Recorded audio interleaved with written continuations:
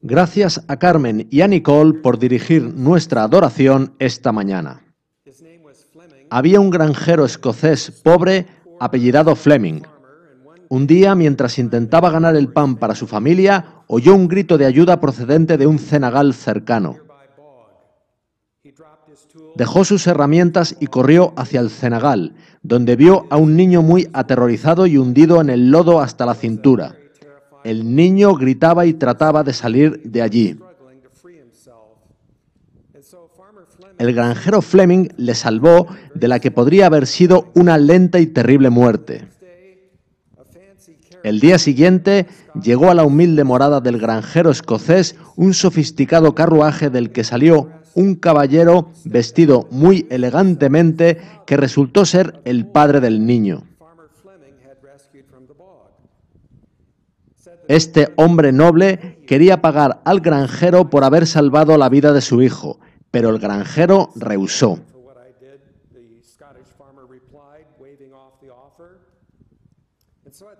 En ese momento salió a la puerta de la choza el hijo del granjero.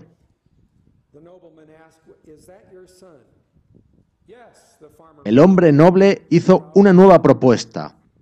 Proporcionaría al hijo del granjero acceso a unos estudios semejantes a los que disfrutaría su propio hijo.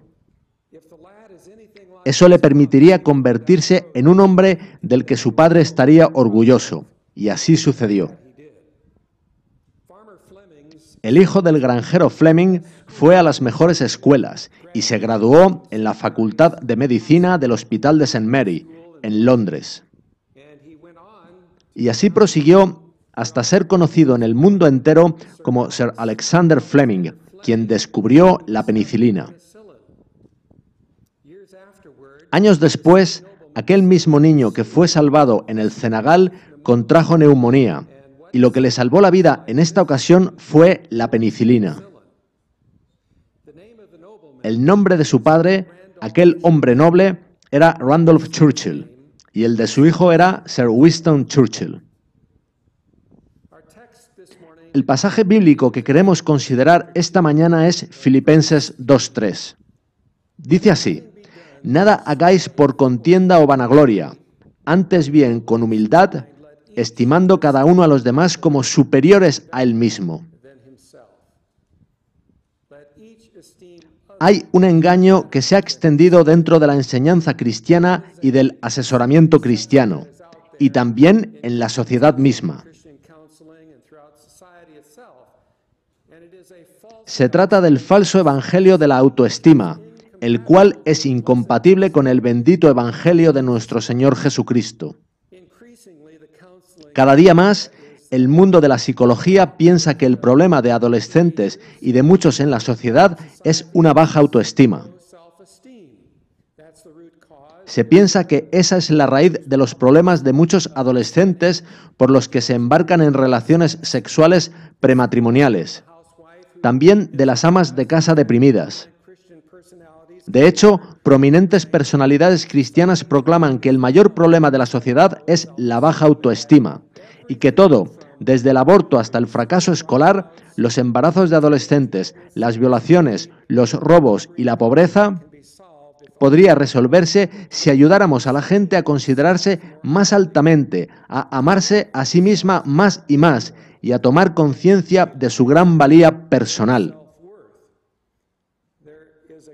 Al sur de aquí hay una gran catedral de cristal que fue edificada hace unos 40 años sobre el evangelio de la autoestima, un evangelio centrado en el hombre en vez de en Dios.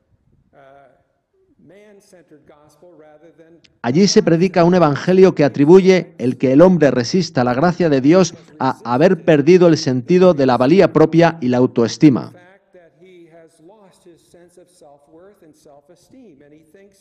Y pregona que, en vez de decirle a la gente que es pecadora, habría que decirles que son muy valiosos y dignos.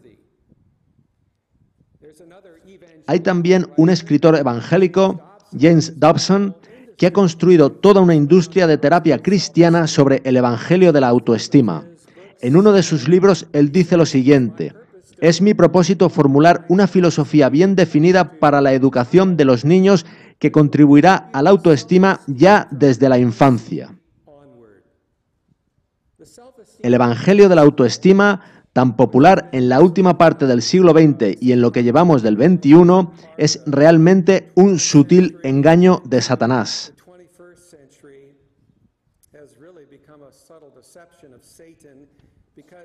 Pues éste ha perfeccionado el arte de la sofistería al convencer a los cristianos de que, antes de amar a otros, deben amarse a sí mismos.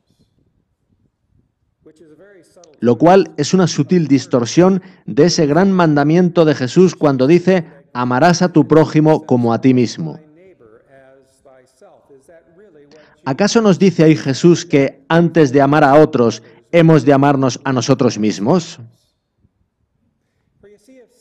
Si Satanás puede llevar a los cristianos a pensar que el amor a uno mismo, que es el fundamento de la autoestima, es parte esencial del Evangelio, entonces habrá derrotado completamente el principio de la cruz de Jesucristo. La cruz es la revelación a nuestros adormecidos sentidos de nuestro abnegado Dios. La cruz es una revelación de la abnegación de Dios. Satanás, en cambio, ha acusado continuamente a Dios de autoexaltarse, de quererlo todo para sí mismo, de pedirnos a nosotros la abnegación que no se exige a sí mismo.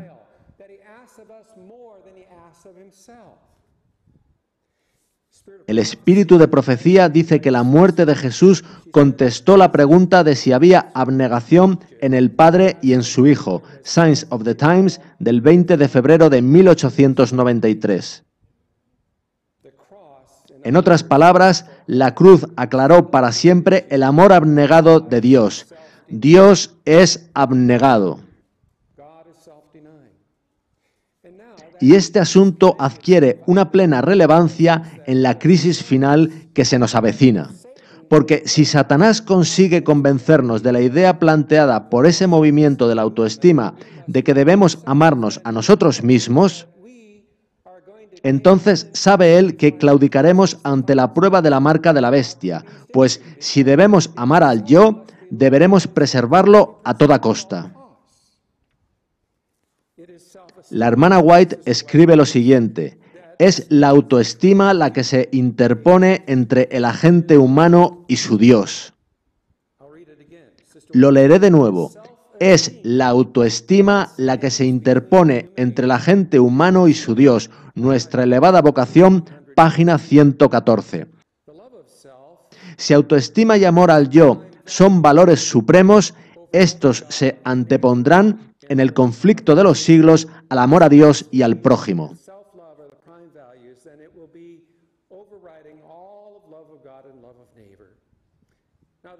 Ahora, en el Camino a Cristo, página 29, el verdadero Espíritu Santo enseña al alma a odiar su egoísmo y amor propio.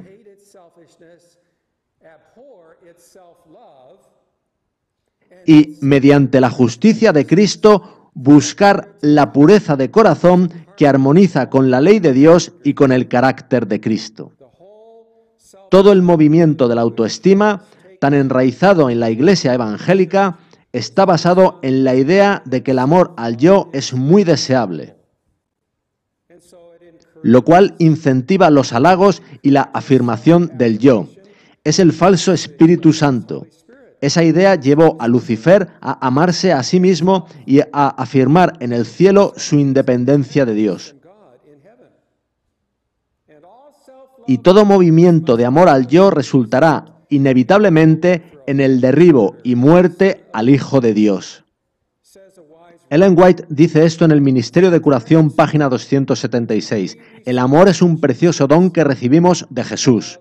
El amor no es amor al yo. Eso es una falsificación, una perversión de lo que es tan bello y noble.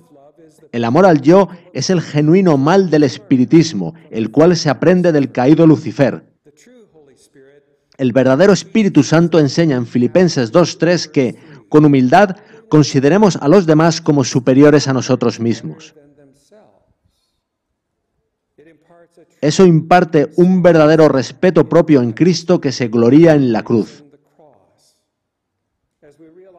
Cuando tomamos conciencia de que el precio pagado en la cruz por cada alma fue la vida del Hijo de Dios, eso crea un genuino y sano respeto propio por haber pagado Cristo ese precio de su vida por ti, querida alma. La Escritura dice, porque habéis sido comprados por precio, glorificad pues a Dios en vuestro cuerpo.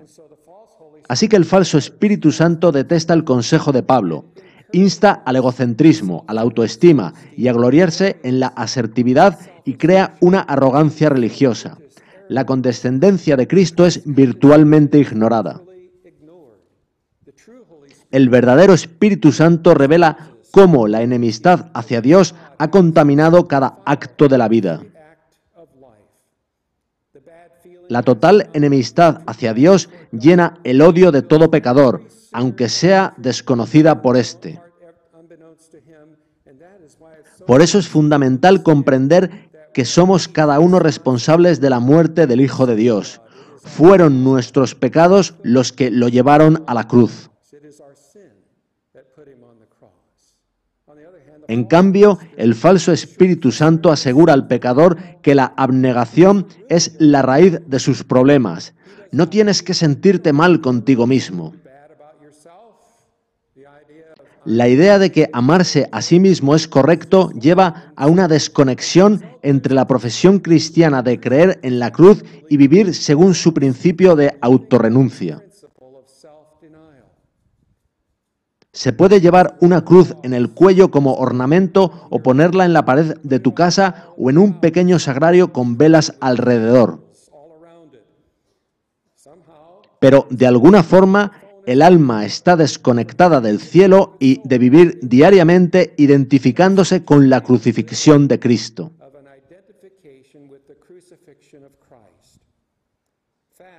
Estoy firmemente convencido de que el Evangelio de la autoestima es una de las evidencias de que ha caído Babilonia. En el cristianismo popular no ha habido restauración del verdadero amor divino. Hay una lamentable confusión alrededor de la cruz de Cristo. Y esta tendencia popular ha permeado en nosotros hasta el punto de introducir en nuestra iglesia el movimiento de la autoestima. Por naturaleza, todos nacemos como amadores de nosotros mismos. Es así como venimos a este mundo. Así que es contradictorio decir que, de manera innata, somos capaces de amar a otros como a nosotros mismos. Una persona egocéntrica es incapaz de amar a otros como se ama a sí mismo. Así que el único modo de comprender apropiadamente este mandamiento es a través del prisma del amor de Dios. El amor de Dios es entregado. Cristo personificó la abnegación, la cual le condujo a entregar su vida por sus enemigos.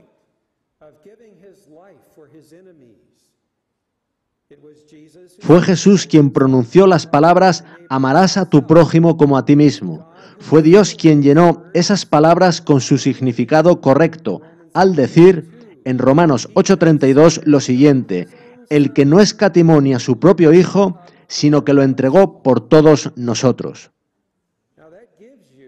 Eso te da una correcta valoración sobre ti mismo. ¿Enseña Jesús lo mismo que el movimiento de la autoestima tan introducido en las iglesias?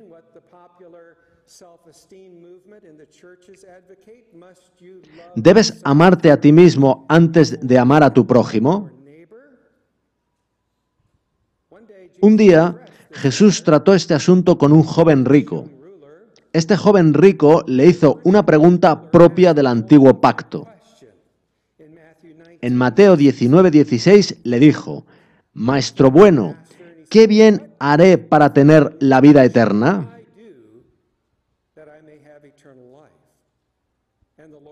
Y el Señor le dijo la frase que estamos considerando: «Amarás a tu prójimo como a ti mismo». Por lo que dijo después, este joven estaba convencido de haber guardado todos los mandamientos de Dios.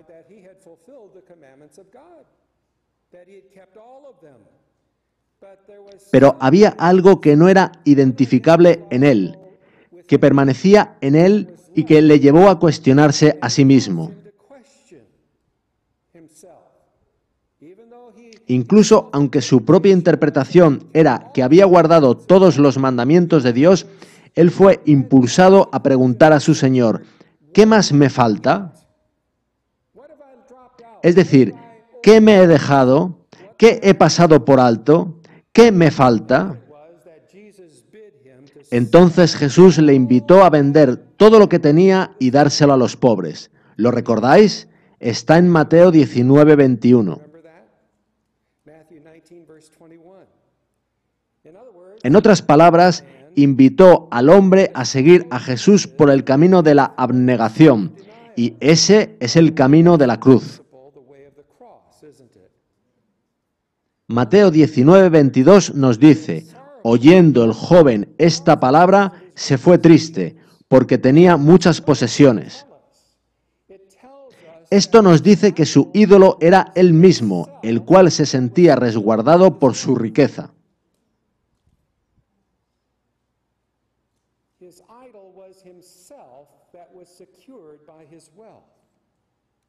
Realmente él no había guardado ninguno de los mandamientos, pues su motivación era el egoísmo.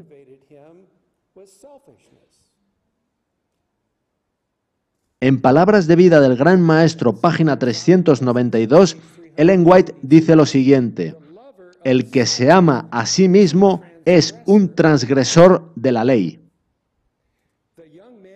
Ella dice que este joven tenía egoísmo en su corazón y añade, no tenía un verdadero amor a Dios o al hombre. En su amor a sí mismo estaba en desacuerdo con los principios del cielo. Palabras de vida del Gran Maestro, página 392. De modo que, sea lo que Cristo pretende enseñar al decir amarás a tu prójimo como a ti mismo, no se refiere a amarte a ti mismo antes de amar a tu prójimo. No es eso lo que Jesús enseña, porque recordemos que el amor a uno mismo es la base del falso evangelio de la autoestima, del movimiento de la autoestima. ¿Y quién inventó el amor a uno mismo? Fue Lucifer. Ese fue el primer pecado, que le llevó a rebelarse contra Dios y a pensar en matar al Hijo de Dios.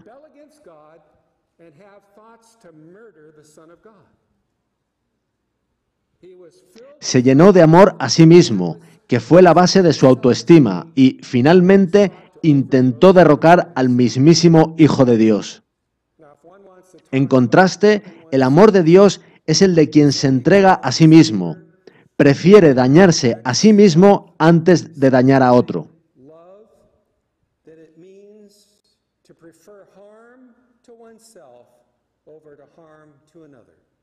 El amor de Dios entrega la vida propia con tal de preservarla de otro, aunque sea un enemigo. En otras palabras, considera la vida de otro como más valiosa que la propia. Jesús no se valoró a sí mismo más de lo que te valora a ti. Él lo dejó todo. Se hizo pobre para que tú puedas ser rico.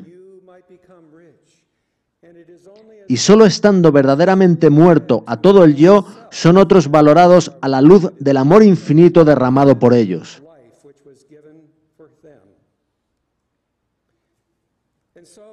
Autoestima y respeto propio son cosas distintas. Hay una diferencia infinita entre ambas cosas. El respeto propio es una saludable conciencia santificada, otorgada por Dios. La autoestima, en cambio, es un sentimiento bien pecaminoso de importancia propia y orgullo. El respeto propio es el bendecido fruto de la gracia que le enseña a uno a no tener más alto concepto de sí que el que debe tener, sino que piense de sí con cordura, conforme a la medida de fe que Dios repartió a cada uno. Romanos 12:3.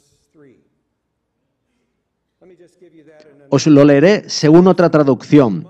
Sé modesto en tus pensamientos y considérate a ti mismo de acuerdo con la medida de fe que Dios te ha dado. Podéis ver que la verdadera fe siempre está asociada a la autorrenuncia y a la modestia en cuanto a la consideración de uno mismo.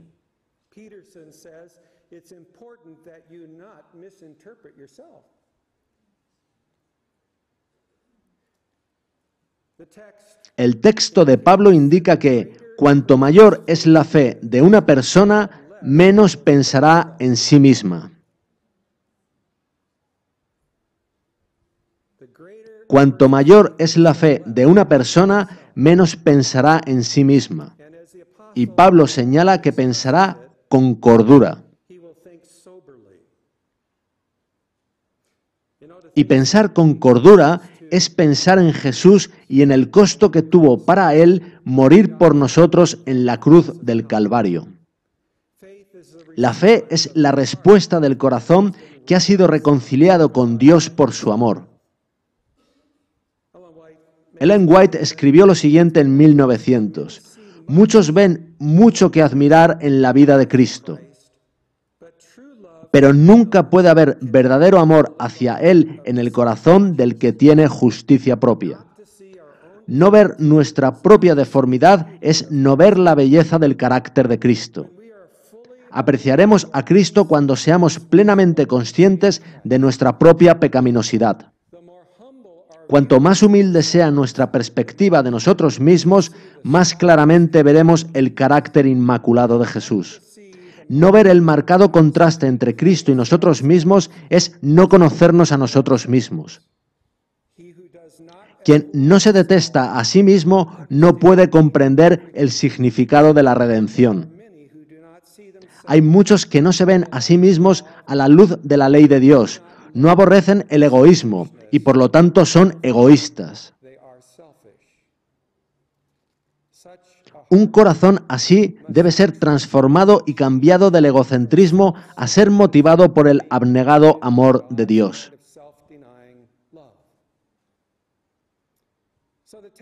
Este texto nos dice que la verdadera fe está asociada a considerarse a uno mismo con mucha cordura.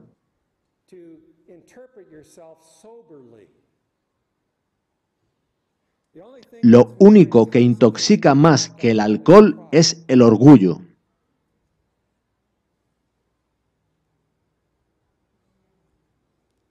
Lo único que intoxica más que el alcohol es el orgullo.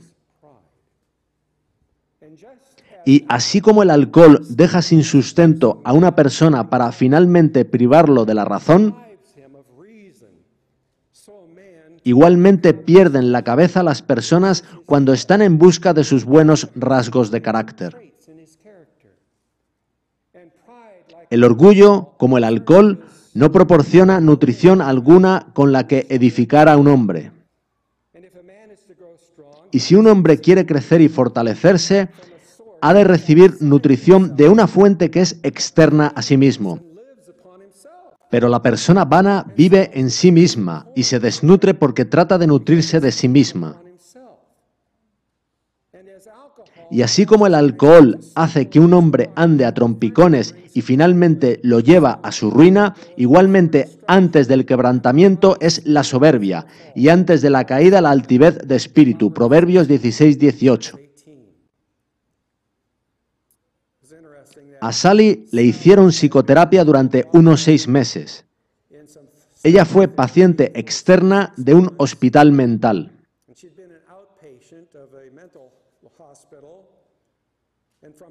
Desde su perspectiva, su padre había sido la fuente de sus problemas, pues nunca le había afirmado su autoestima. Sus hermanos recibían todo tipo de elogios, mientras que a ella su padre siempre le decía que era incapaz de hacer nada bien y que nunca llegaría a ser nada. De modo que ella se desahogaba contando a su terapeuta esta triste historia de su niñez. Le contaba que a veces sentía que no era capaz de hacer nada bien y que era completamente inútil. Pero un día, una amiga, al escuchar su historia y tras unos momentos de silencio, le dijo: «Quizás efectivamente seas completamente inútil». Ella quedó asombrada. Levantó la vista con enfado en sus ojos porque no quería escuchar aquello y respondió: «Nadie me dijo nunca nada parecido. Mi psiquiatra me dice que yo valgo mucho y que debería crearme una buena imagen de mí misma».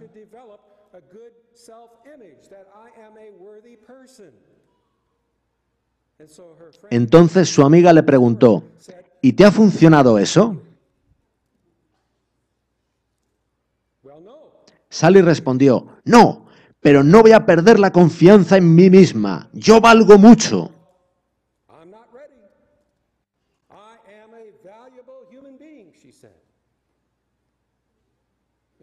Evidentemente, Dios quiere que pensemos con cordura de nosotros mismos y que nos analicemos a nosotros mismos juiciosamente, con un sentido común razonable, anticipando el juicio final, cuando todos nosotros comparezcamos ante el tribunal de Cristo, para que cada uno reciba según lo que haya hecho mientras estaba en el cuerpo, sea bueno o sea malo. Segunda de Corintios 5:10. El enfoque de la autoestima le deja a uno expuesto a una sorpresa muy desagradable en el juicio cuando se oiga al Señor decir: «Nunca os conocí, apartaos de mí». Se lo dirá precisamente a los que, llenos de autoestima, arrogantemente presuman de sus deslumbrantes trayectorias. Estando seguros de haber profetizado en su nombre, de haber hecho muchas maravillosas obras en su nombre, y de que todos los hombres hablaban bien de ellos, como se dice en Lucas 6:26. Sin embargo, el Señor tendrá que decir: «Nunca os conocí». Tristemente, era otro el que aparentemente les estuvo bendiciendo. Así que la Biblia no alienta a la autoestima, pero sí alienta al respeto propio, contra el que nada pueden hacer todos los demonios.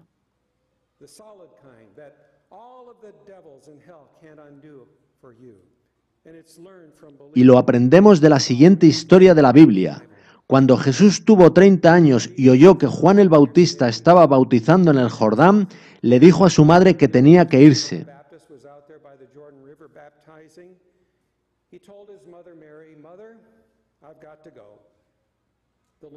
Que el Padre le estaba llamando, que iba a deponer su cincel y su martillo para no tocarlos nunca de nuevo, y que se dirigía a afrontar la misión encomendada por el Padre y de la que él les había hablado desde los 12 años, cuando aceptó ser el sacrificio inocente de Dios.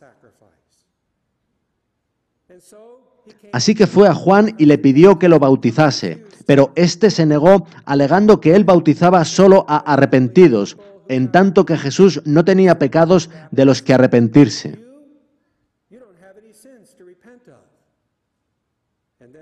Entonces Jesús le explicó que él estaba tomando sobre sí mismo los pecados del mundo entero.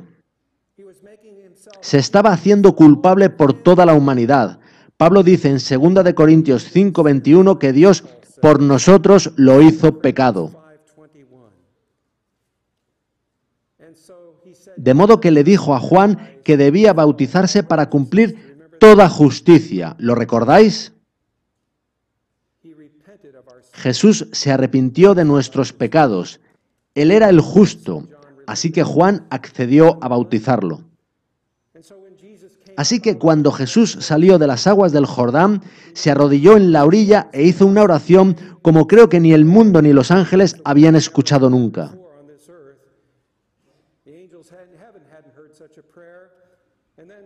Entonces sucedió algo impresionante. El Padre respondió a Jesús verbal y audiblemente, de modo que pudieron escuchar todos, salvo los que no reconocieron la voz. Dios dijo: «Este es mi Hijo amado, en quien tengo complacencia». Recordaréis que descendió del cielo una paloma, que era el Espíritu Santo en forma visible. Y fue ahí que el Padre puso sus brazos alrededor de Jesús ante el mundo entero. Y cuando el Padre puso sus brazos alrededor de Jesús, los puso también alrededor tuyo. Este es mi Hijo amado, en quien tengo complacencia. Quizás tú pienses que eres un pecador y que, por ello, el Padre no pudo poner sus brazos alrededor de ti. Bien, cuando vas a una tienda y compras algo por, digamos, $10, tú entregas los $10 a cambio del artículo porque piensas que este tiene un valor equivalente. Recuerda entonces Juan 3:16, porque de tal manera amó Dios al mundo que ha dado a su Hijo unigénito. Y recuerda también que tú eres parte del mundo. En otras palabras, cuando el Padre piensa en ti con todos tus pecados e indignidad, piensa en ti como un valor equivalente. Te ama como ama a Jesucristo. Para Él los dos sois uno solo. Para Dios, la vida de su Hijo es de un valor equivalente a la tuya. Eso es algo en lo que podéis meditar el resto de vuestra vida y creo que os proporcionará un gran respeto propio, un respeto propio saludable. Cuando Pablo vio al que lo amó y se entregó a sí mismo por él, su corazón fue reconciliado a Cristo. Esa experiencia expiatoria le llevó a tener una sola mente con Cristo. Fue la revelación del amor de Cristo en su sacrificio lo que constriñó a Pablo. Cristo se entregó a la muerte eterna para que el pecador pueda vivir.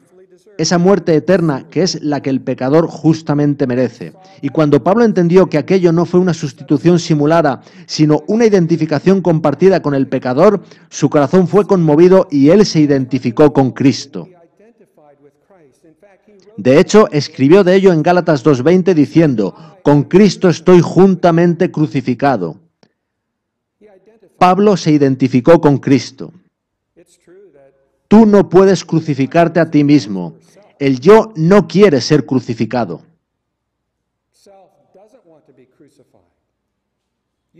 Tú no puedes crucificarte a ti mismo, pero Dios te ha dado la capacidad de elegir identificarte con Cristo, quien fue crucificado.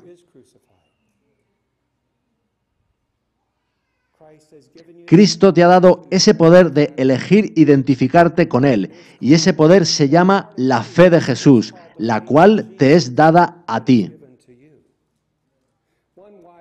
Una escritora mucho más sabia que nosotros escribió, una y otra vez seremos puestos en aprietos para que pueda saberse si de veras estamos crucificados con Cristo o llenos de amor a nosotros mismos. Ellen G. White, Review and Herald del 3 de junio de 1884.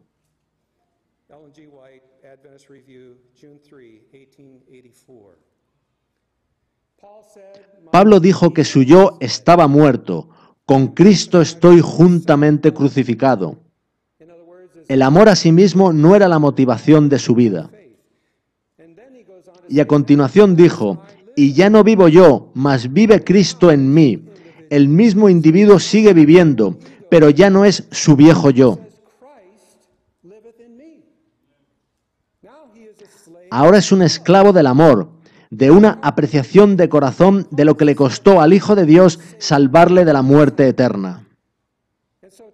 Por tanto, el verdadero respeto propio, la verdadera apreciación del valor de uno tiene su raíz en la cruz de Jesucristo, el Hijo de Dios,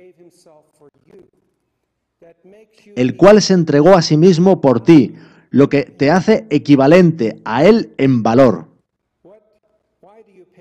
¿Por qué pagas $10 por un artículo? Porque crees que los $10 son equivalentes en valor al artículo. Es cierto que no valemos nada de nosotros mismos, pero el amor de Dios crea valor en su objeto, y tú eres su objeto. Que esa verdad permee en vosotros, de modo que vuestra seguridad, vuestro valor, lo sea solo en Cristo Jesús. Ese es el mensaje que Él clama a tus oídos. Servíos por amor los unos a los otros. Gálatas 5:13. Considerad a los demás en vez de a vosotros mismos. Jesucristo, cuyo amor era mayor que el conocido entre los hombres, dijo que no vino para ser servido, sino para servir y para dar su vida en rescate por muchos. Mateo 20:28. Él dijo en Lucas 22:27, mas yo estoy entre vosotros como el que sirve. Un día, un hombre estaba nadando lejos de la orilla, desde donde observaban otros dos hombres, uno de los cuales era un excelente nadador.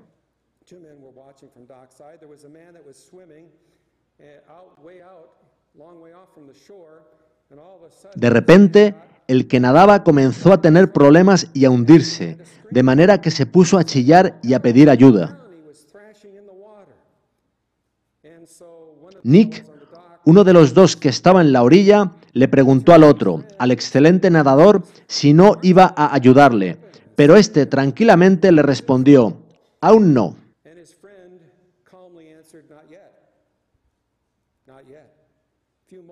El nadador cada vez se hundía más y cada vez podía coger menos aire.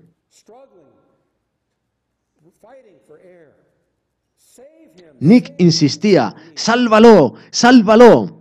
Pero su amigo tranquilamente repitió, aún no. Finalmente, el nadador dejó de moverse, ya casi no tenía fuerzas.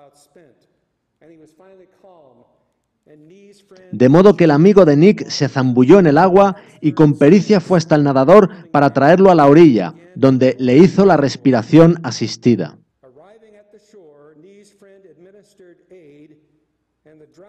El nadador, tosiendo y echando agua por la boca, fue reanimado. Una vez había pasado todo, Nick se enfrentó a su amigo. ¿Cómo pudiste esperar tanto para salvarlo? Podría haberse ahogado. Su amigo le respondió, no tenía otra alternativa. Si hubiera ido inmediatamente, él, sumido en el pánico, me habría hundido a mí con él. Tenía que esperar hasta que dejase de patear. Entonces sí podía salvarlo. ¿Estás dispuesto tú a dejar de patear? Jesús te invita, ven a la cruz. Permite que su amor te atraiga. Apreciando su amor en el coste que pagó por ti, dale permiso para rescatarte de hundirte en el torrente del egocentrismo. Eso te dará una nueva visión de cuánto te valora Él. Para Él eres de valor equivalente al de su propia vida. Entonces Él podrá de veras utilizarte para demostrar su amor a otros. Y al amar a otros, estarás también amando a nuestro querido Salvador. Amén.